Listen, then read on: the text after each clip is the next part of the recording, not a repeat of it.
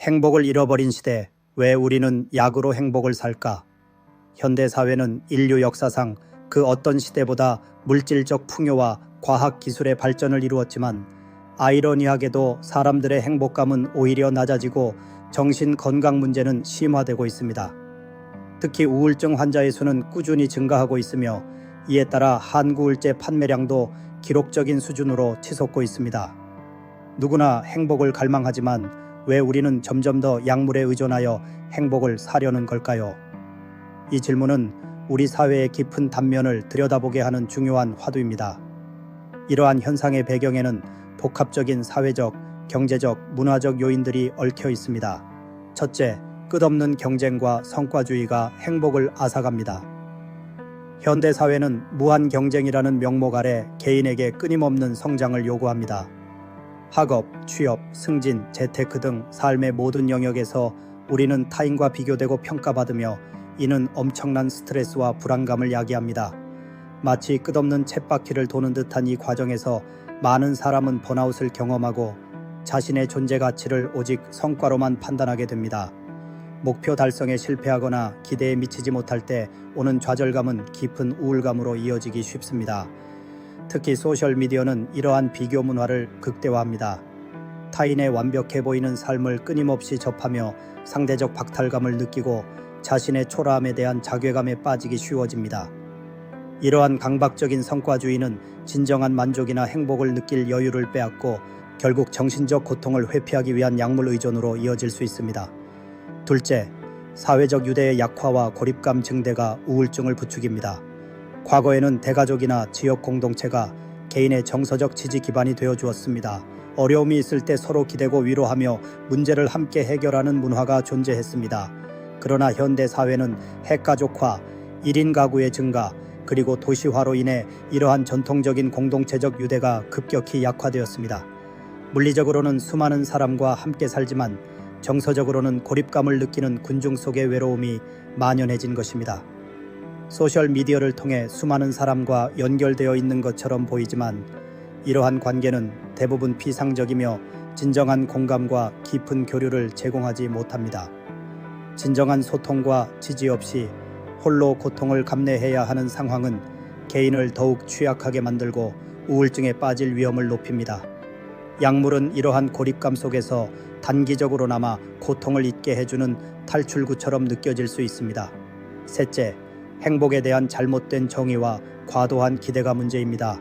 우리는 흔히 행복을 특정 조건이나 소유물, 즉 성공, 부, 명예, 완벽한 외모 등 외부적인 요인에서 찾으려 합니다.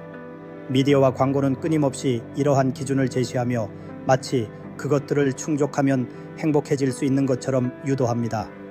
그러나 이러한 외적인 성취는 일시적인 만족감을 줄 수는 있어도 지속적인 행복을 보장하지 않습니다. 오히려 목표를 달성한 후 찾아오는 허무감이나 끊임없이 더 많은 것을 추구해야 한다는 강박은 오히려 불행의 씨앗이 됩니다. 또한 항상 행복해야 한다는 사회적 압력은 부정적인 감정을 숨기게 만듭니다. 슬픔, 분노, 좌절과 같은 감정은 인간의 자연스러운 감정의 일부임에도 불구하고 이를 드러내는 것을 약점이나 실패로 여기는 경향이 있습니다. 자신의 감정을 억압하고 숨기려 할수록 내면의 고통은 더욱 커지고 결국 표출되지 못한 감정들은 우울증이라는 형태로 나타날 수 있습니다. 약물은 이러한 불편한 감정을 일시적으로 억누르는 수단으로 사용될 수 있습니다. 넷째, 우울증에 대한 인식 변화와 의료 접근성의 향상 또한 한구울제 판매 증가에 영향을 미쳤습니다.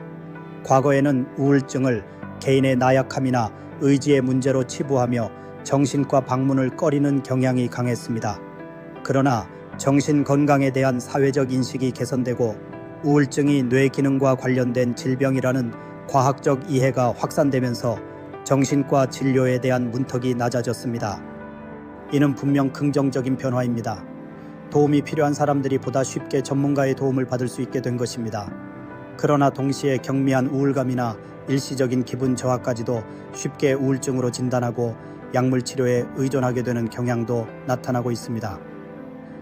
바쁜 현대 사회에서 심리치료나 생활습관 개선 등 시간을 투자해야 하는 근본적인 해결책보다는 쉽고 빠르게 효과를 볼 수 있는 약물에 의존하려는 심리도 작용하는 것으로 보입니다.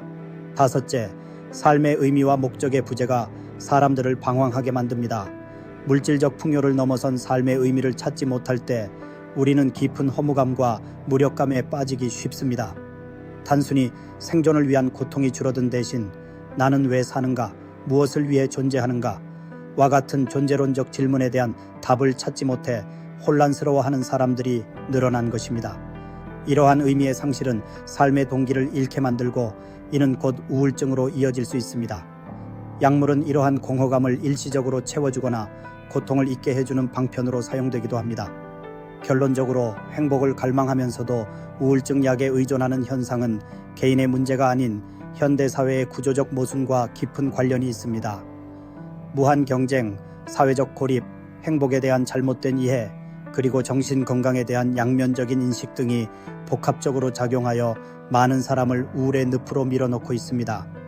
단순히 약물에 의존하는 것은 단기적인 증상 완화에 그칠 뿐 근본적인 문제 해결은 아닙니다. 우리는 더 이상 행복을 외부에서 구매하려 하지 말고 내면의 평화와 삶의 의미를 찾아야 합니다. 이를 위해서는 사회 전반의 변화가 필요합니다.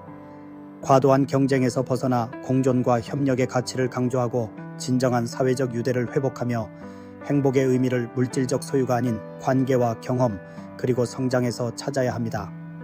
또한 정신건강 문제를 터부시하지 않고 개방적으로 논의하며 약물 치료 외에도 심리상담, 예술치료, 명상 등 다양한 치유 방법을 적극적으로 활용할 수 있는 사회적 시스템을 구축해야 합니다. 진정한 행복은 완벽함 속에 있지 않으며 고통과 어려움 속에서도 삶의 의미를 찾고 서로에게 손을 내밀어 함께 걸어갈 때 비로소 피어날 수 있음을 우리는 깨달아야 합니다.